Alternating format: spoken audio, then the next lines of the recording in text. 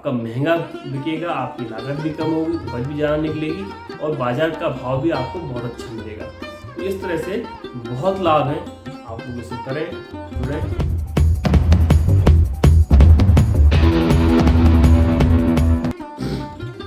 घसीटाराम, आजकल तो खूब जैविक खेती की चर्चाएं हो रही हैं। वो टीवी पे आजकल तुमने देखो कितनी बार जैविक खेती करो खिलाने सब बोल रहे हैं।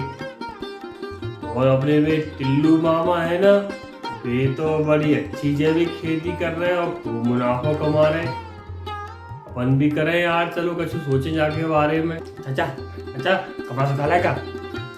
चाचा हमें तो जैविक खेती करने का 20 साल तजुर्बा है। चाचा 20 साल तजुर्बा है। कपड़ा सुखा लेगा। हाउ घसीटे, तुम तो सब जानत, कल अपन टिल्लू मामा के पास चलेंगे, ठीक है? अच्छा कपड़ा सुखा लेगा, कल हम भी चलेंगे आपके संग, है ना? कपड़ा सुखा लेगा। टिल्लू मामा घरे हो का? आओ चंपक चाचा, कैसे आना हुआ? मामा झुके कह रहे। मामा कपड़ा सुखा लेगा, हम भी तो खड़े हैं, हमें देख लो। मामा कपड़ा सुखा लेगा। और घसीटे, मामा झुके कह रहे। ये टिल्लू मामा यार, तुम तो बड़ी अच्छी जैविक खेती कर रहे होगे आजकल, जो हमें बताओ यार, हम भी करवो चाह रहे हैं। आजकल खूब प्रचार प्रसार टीवी में सुन रहे जाको। चाचा हम 5 से 6 साल से जो कर रहे हैं, जहाँ मुनाफा तो खूब है, लेकिन शुरुआत में थोड़ी सी आमदनी कम होती है और थोड़ी मेहनत ज़्यादा करना पड़ता है। मामा झुकेगा। तो जो बताओ कि पूरी जानकारी कितने मिलेगी? तो ये अपन चले, कल अपन किसान की कंपनी चलेंगे, ठीक है? तो सब पता कर लियो साहब से, हमें तो सब बात हम बता देंगे, लेकिन भी और अच्छे से बता देंगे। मामा झुकेगा नहीं। मामा कपड़ा सुखा लेगा, हमें समझावे को 20 साल तजुर्बा है। कपड़ा सुखा लेगा।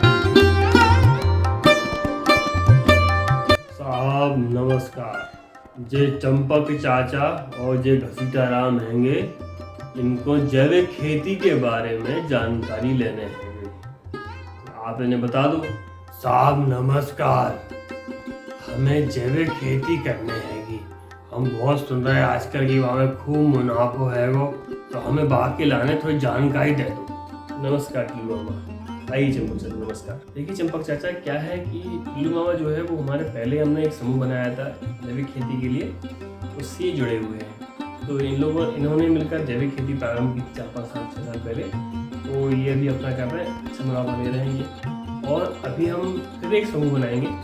तो इस तरह क्या है, एक साथ अपन बहुत मतलब इसमें प्रक्रिया पूरी ऐसी होती है, समूह में कराते हैं, थोड़ा सस्ता भी पड़ता है, तो आसान रहता है करना। तो एक गांव में एक पूरे एरिया को हम ले लेते हैं, जहाँ पर जैसे आपके गांव के आपके खेत से लगे हुए जो 8, 10, 20 किसान होंगे, 20 किसानों का एक समूह पर बना लेते हैं और वो लगे हुए किसान रहें, ताकि वहाँ पर उनकी देख रेख भी अच्छे से हो जाए। एक बार जाए तो सारा काम हो जाए और जो विजिट पे आए उनको भी आसानी हो। तो आप भी कर सकते हैं, हम समूह बनाएंगे तो आप जुड़िएगा। हम आप प्रक्रिया बताते हैं कि कैसे करते हैं। जैविक खेती का अर्थ ये होता है कि हमें रासायनिक खाद और रासायनिक दवाइयों का उपयोग नहीं करना है, बिना इन चीज़ों के हमें खेती करना है। और मृदा में जो हम अभी तक दवाई डालते आए हैं, केमिकल डाले, उसका जो असर है वो धीरे धीरे खत्म करना है, ताकि प्लांट्स में वो ना निकल के आए। मतलब पूरी खेती हमारी जैविक हो, हम जैविक ही उसमें कीटनाशक उपयोग करें, हम जैविक ही उसमें फफूंदीनाशक उपयोग करें, हम जैविक ही उसमें खाद यूज़ करें। मतलब हर चीज़ हमें जैविक ही करना है, ताकि जो जैविक फसल निकले तो वो उसके अंदर केमिकल का बिल्कुल भी प्रभाव नहीं होता है, बिल्कुल भी प्रभाव ना हो, बिल्कुल वो केमिकल फ्री हो। इस तरह से हमें खेत तैयार करना पड़ता है और अपना आदान निकालना पड़ता है, मतलब फसल निकालनी पड़ती है। तो जो फसल आती है इसका बहुत महत्व है, क्योंकि ऑर्गेनिक खेती जितने भी किसान आज कर रहे हैं हिंदुस्तान के अंदर, उनका जो अनाज है, उनका जो भी फसल लगा रहे हैं वो बहुत अच्छे दामों पर बिकती है, क्योंकि उसकी कमी भी है और पूरी दुनिया में मांग बहुत ज़्यादा है।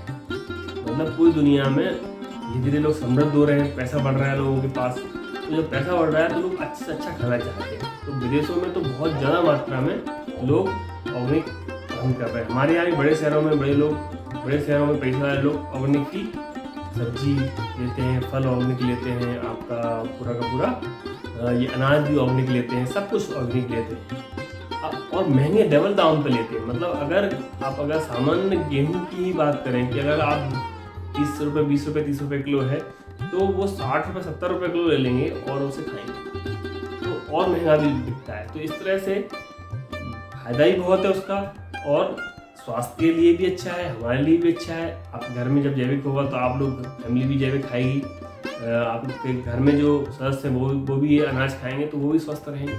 तो ये बहुत अच्छी चीज़ है। अब इसकी प्रक्रिया क्या होती है? एक्चुअली इसमें एक सर्टिफिकेशन प्रक्रिया होती है, मतलब पंजीयन होता है इसका। एक पूरा एक सिस्टम बना हुआ है भारत सरकार के द्वारा। भारत सरकार की एक एजेंसी है एपीडा, वो कि पूरा सेंट्रलाइज मतलब पूरा भारतवर्ष में वो उसको नियंत्रित करती है। उसके अंतर्गत बहुत सारी संस्थाएं हैं, जैसे कि मध्य प्रदेश में आप देखें तो मध्य प्रदेश जैविक पंजीयन संस्थान है, तो वहाँ पर भी आप करा सकते हैं। इसके अलावा बहुत सारी प्राइवेट संस्थाएं हैं जो कि पूरे नियम को मानती हैं और उसे पूरा फॉलो कराती हैं। उनमें हमें पंजीयन कराना पड़ता है पहले। जब हम उन्हें पंजीयन कराते हैं तो उसकी एक फ़ीस लगती है, फीस अच्छी खासी फीस होती है, वो कम नहीं होती है। उसको फीस देने के बाद उनके जो इंस्पेक्टर होते हैं, उनके इंस्पेक्टर आते हैं और आके नियमित रूप से हमारे खेत की जांच करते हैं। तो भारत सरकार द्वारा एक MPOP बनाया गया है, मतलब एक पूरा सिस्टम बनाया गया है। इसमें एक ICS बनाते हैं, इंटरनल कंट्रोल सिस्टम बनता है। तो उसमें पूरा सिस्टम बना हुआ होता है, मतलब एक चार्ट पर हम लोग पूरा एक रहता है कब हमें खाद देना है, कौन सी खाद देना है, कब क्या करना है, कब का मॉनिटरिंग होगी, कौन कौन दस्तावेज हमें रखना है।